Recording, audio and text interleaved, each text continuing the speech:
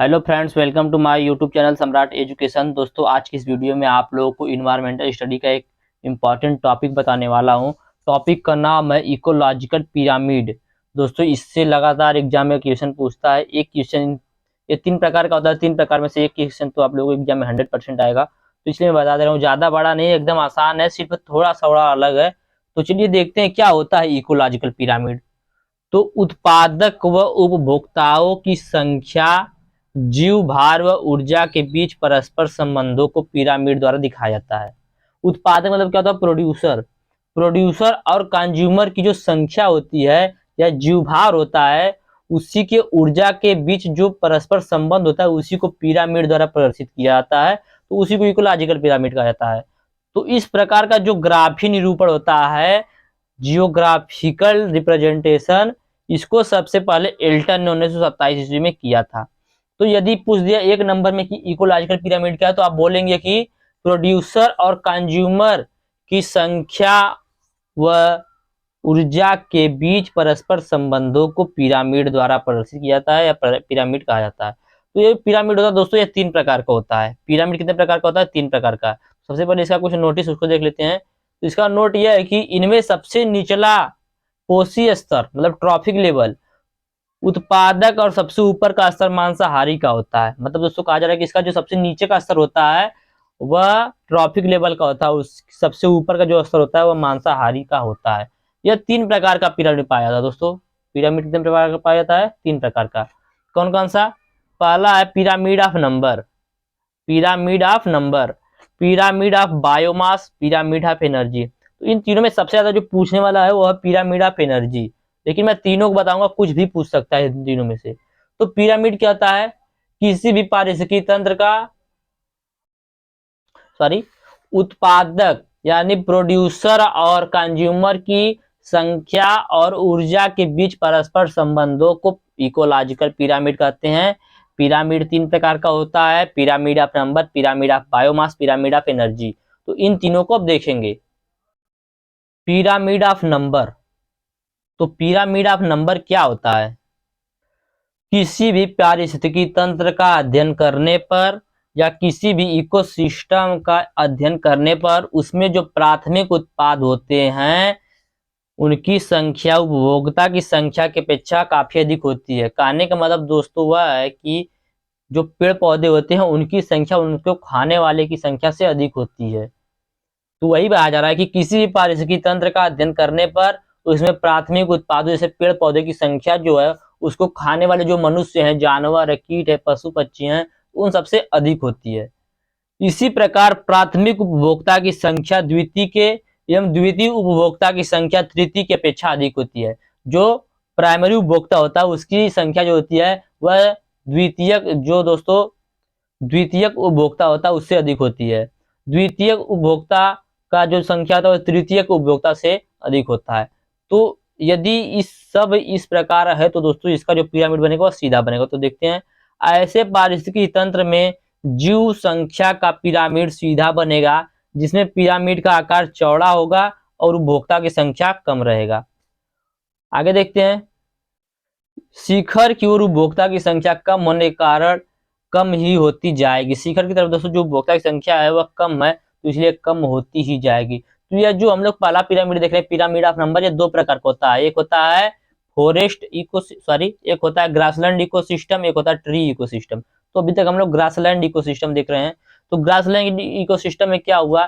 तो grassland ecosystem में जो जू की संख्या है उसका पिरामिड सीधा बनेगा, जिसमें पिरामिड का आकार चौड़ा अगर उपभोक्ता की संख्या कम होती चली जाएगी। दोस्तों यहाँ पर आप लोग देखिए, उत्पादक मतलब जो घास फूस है वह क्या होगा? वह बहुत ज्यादा क्षेत्र में होगा। हम लोग ग्रासलैंड इकोसिस्टम में देख रहे हैं। तो इसमें क्या होगा? घास फूस की संख्या जो है वह बहुत ज्यादा होगा, दूर दूर तक घास दिखेगा। उसको खाने वाला जो होगा वह प्राथमिक उपभोक्ता इससे कम होगा। किससे? उत्पादक से। फिर दोस्तों यह जो खाने वाला होगा इसको बहुत से कीट पक्षी, मनुष्य, बहुत लोग खाते हैं। तो दोस्तों इनकी जो संख्या होती है उत्पादक से कम होती है। लेकिन जो द्वितीयक उपभोक्ता होता है, द्वितीयक उपभोक्ता प्राइमरी उपभोक्ता को खाने वाला होता है। तो ऐसे ही पता लग जा रहा है कि प्राइमरी उपभोक्ता को खाने के ऊपर आश्रित है, तो ये जो द्वितीयक उपभोक्ता है इसकी संख्या प्राथमिक उपभोक्ता से कम होगी। और जो तृतीयक उपभोक्ता है इसकी संख्या दोनों से कम होगी। तो दोस्तों इस प्रकार से यह पिरामिड बनता है। तो सबसे नीचे जो होती है संख्या ज्यादा होती है, उसके बाद संख्या कम, उसके बाद उससे कम, उसके बाद उससे कम। तो दोस्तों यही था पिरामिड ऑफ एनर्जी में पहला ग्रासलैंड इकोसिस्टम। अब देखेंगे इसी में दूसरा है दोस्तों फॉरेस्ट इकोसिस्टम। तो फॉरेस्ट इकोसिस्टम क्या होता है? जब ट्री इकोसिस्टम में एक ही वृक्ष पर शाकाहारियों की बड़ी संख्या पाई जाती है तो उसे उसका जो पिरामिड बनता है वह सीधा बनता है। तो दोस्तों यह मान लीजिए एक पेड़ है, तो इस पेड़ पर बहुत सारे पक्षी पाए जाएंगे, बहुत सारे जीव पाए जाएंगे। तो यह जो जीव होंगे इनको खाने वाला जो होगा वह बहुत इससे ज्यादा होगा जो जीव पेड़ पौधे पर पाए जाते हैं। मतलब कहने का है कि ये एक पेड़ है, एक पेड़ पर बहुत सारे जीव पाए जा सकते हैं। पेड़ तो दोस्तों अकेला हो गया, नीचे वाला एक पेड़ हो गया, उसके ऊपर उस पर पाए जाने वाले पशु पक्षी हो गए। इनको खाने वालों की संख्या उससे अधिक होगी। फिर जो इन पशु पक्षियों को खा रहा है उनको खाने वाले की संख्या इन सभी से अधिक होगी, इसलिए यह पिरामिड उल्टा बना है। तो वृक्ष पे रहने वाले पशु पक्षी को खाने वाला कुछ और होगा, उसको खाने वाले भी कुछ और होंगे। तो यह था पिरामिड ऑफ ट्री इकोसिस्टम या पिरामिड ऑफ एनर्जी आप लोगों का कंप्लीट हो गया। इसके बाद आगे देखेंगे pyramid of biomass. Pyramid of biomass तो किसी पारिस्थितिकी तंत्र के प्रति इकाई क्षेत्र के जीवित प्राणियों का संपूर्ण आर्द्र अथवा शुष्क भार ही उसका जैव भार कहलाता है। इस तरह से दो पारिस्थितिकी तंत्र पाए जाते हैं किसमें दोस्तों? पिरामिड ऑफ बायोमास में। पहला पाया जाता है फॉरेस्ट इकोसिस्टम, दूसरा एक्वाटिक इकोसिस्टम। दोस्तों ये फॉरेस्ट इकोसिस्टम अलग से पूछ सकता है, एक्वाटिक इकोसिस्टम अलग से पूछ सकता है, ग्रासलैंड इकोसिस्टम अलग से पूछ सकता है, ट्री इकोसिस्टम अलग से पूछ सकता है। तो आप लोग पिरामिड बना के समझ सकते हैं कि दोस्तों जो ग्रासलैंड इकोसिस्टम होता है इसमें नीचे घासों की संख्या ज्यादा पाई जाती है, घासों को खाने वाली की संख्या उससे कम, और जो घास को खाता है उसको खाने वाली की संख्या उससे कम, और उसको खाने वाली की संख्या उससे कम। तो इस प्रकार से पिरामिड हम लोग बना सकते हैं। पिरामिड से हम लोग को इकोसिस्टम भी याद हो जाएगा। आगे चलते हैं, देखते हैं फॉरेस्ट इकोसिस्टम। फॉरेस्ट इकोसिस्टम में पाए जाने वाले मूल उत्पादकों का जैव भार हर स्तर की अपेक्षा अधिक होता है, जिसके कारण इस दशा में पिरामिड सीधा बनेगा। तो दोस्तों फॉरेस्ट बहुत ज्यादा क्षेत्र में पाया जाएगा, तो इसलिए क्या होगा, वह जो है प्रोड्यूसर वह नीचे रहेगा। प्रोड्यूसर कहाँ पे रहेगा? नीचे रहेगा। उसका जो जंगल में रहने वाले जीव जंतु पशु पक्षी हैं उससे कम होंगे, तभी तो दोस्तों जंगल के अंदर आ पाएंगे। फिर उनको खाने वाला जो होगा वह उससे कम होगा, क्योंकि जो द्वितीयक उपभोक्ता होता है वह प्राथमिक उपभोक्ता के अंडर उनको ही खा के अपना जीवन यापन करता है। उसके बाद जो तृतीयक उपभोक्ता होगा उसकी संख्या दोनों तीनों से कम होगी, इसलिए जो हमारा पिरामिड बनेगा वह सीधा बनेगा। तो उम्मीद करते हैं आप लोग समझ में आ रहा होगा। पिरामिड बहुत आसान है। आगे देखेंगे एक्वाटिक इकोसिस्टम, जलीय पारिस्थितिकी तंत्र। तो जलीय पारिस्थितिकी तंत्र में मूल उत्पादक का जैव भार उपभोक्ता की अपेक्षा कम होता है। ऐसे स्थिति में पिरामिड का आकार जो होता है वह उल्टा बनता है। तो दोस्तों जो समुद्र होता है, समुद्र में सबसे ज्यादा जो है बड़ी मछली पाई जाती है। ठीक है दोस्तों, बड़ी मछली जो होती है वह छोटी मछली को खाती है, और छोटी मछली जो होता है वह समुद्र में पाए जाने जो दोस्तों छोटे छोटे कीड़े मकोड़े होते हैं उनको खाती है। तो यहाँ पर इसलिए इसका पिरामिड जो है वह उल्टा बना है। तो उम्मीद करते हैं आप लोग अच्छे से समझ रहे होंगे हमारा कहने का क्या मतलब है। यदि पिरामिड सीधा बन रहा है, यहाँ से देखिए आप लोग, यदि पिरामिड सीधा बन रहा है तो जो प्रोड्यूसर होगा इसकी संख्या अधिक होगी। प्रोड्यूसर को खाता कौन है? Primary consumer. प्राइमरी कंज्यूमर की संख्या जो होगी वह प्रोड्यूसर से थोड़ा सा कम होगी। और प्राइमरी कंज्यूमर को कौन खाता है? Secondary consumer. तो सेकेंडरी कंज्यूमर की संख्या जो होगी प्राइमरी कंज्यूमर से थोड़ा सा कम होगा।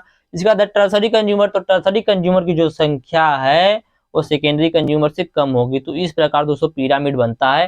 तो उम्मीद करते हैं आप लोगों को pyramid of biomass, pyramid of number समझ में आ गया होगा। आगे चलते हैं पिरामिड ऑफ एनर्जी। तो पिरामिड ऑफ एनर्जी क्या होता है? तो दोस्तों सबसे पहले बता दूं कि पिरामिड ऑफ एनर्जी जो होता है इसमें जो पिरामिड बनता है वो हमेशा सीधा बनता है।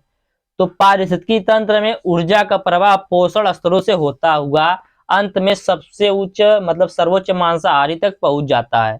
प्राथमिक उत्पादों से आरंभ होकर प्रत्येक पोषण स्तर में हानि के कारण ऊर्जा का मात्रा में भारी कमी आती है, जिसके फलस्वरूप ऊर्जा का पिरामिड हमेशा सीधा बनता है। तो दोस्तों यहाँ पे जो ऊर्जा का पिरामिड हमेशा सीधा बनेगा, नीचे उत्पादक, उसका प्राथमिक, द्वितीयक, तृतीयक। इसका मैं आप लोगों को दिखा देता हूं। तो यहाँ पर आप लोग एनर्जी पिरामिड देखिए, मैंने अभी इससे पहले जो आप लोगों को वीडियो बनाया था उसमें मैंने आप लोगों को एक क्वेश्चन बताया था ट्रॉफिक लेवल, पोषण स्तर। तो पोषण स्तर कैसे कम होता है उसी को देखिए। जैसे दोस्तों देखिए यहाँ पे नीचे क्या है, नीचे प्राइमरी कंज्यूमर सॉरी प्रोड्यूसर।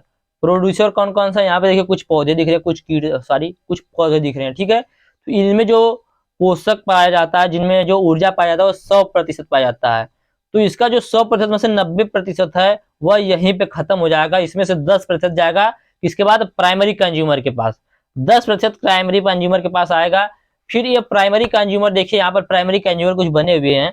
यह जो प्राइमरी कंज्यूमर इनको कौन खाएगा, इनको खाएगा सेकेंडरी कंज्यूमर। सेकेंडरी कंज्यूमर खाएगा दोस्तों। यह पहले क्या हुआ था, प्रोड्यूसर से 10% प्राइमरी में आया था, अब प्राइमरी में से 10% किसके पास जाएगा, कंज्यूमर के पास, सेकेंडरी कंज्यूमर के पास। तो सेकेंडरी कंज्यूमर में इसका 10% गया। अब दोस्तों सेकेंडरी कंज्यूमर से जब टर्सरी कंज्यूमर में जाएगा तो वहां पर भी दोस्तों इसका 10% ही जाएगा। मतलब देखिए पहले 100% इसके पास था, इसमें से 10% प्राइमरी वाले के पास गया, प्राइमरी वाले में से 10% गया सेकेंडरी वाले के पास, और सेकेंडरी वाले में से 10% गया किसके पास, थर्ड लेवल का कंज्यूमर, मतलब दोस्तों टर्सरी कंज्यूमर के पास। तो यही दोस्तों है सॉरी पिरामिड। तो उम्मीद करते हैं आप लोग को पिरामिड अच्छे से समझ में आ गया होगा। वीडियो अच्छा लगा तो वीडियो को लाइक कीजिएगा, चैनल को सब्सक्राइब कीजिएगा, अपने दोस्तों पर शेयर भी जरूर कीजिएगा। धन्यवाद, जय हिंद।